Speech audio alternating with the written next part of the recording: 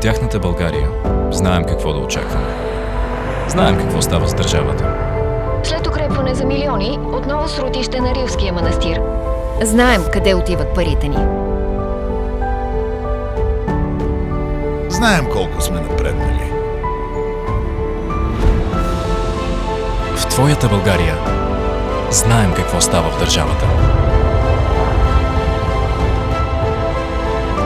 Най-накрая, открива се нова детска болница. Проектът за новата педиатрична клиника стартира от днес.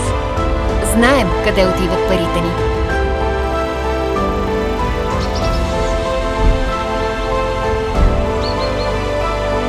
Знаем колко сме напреднали.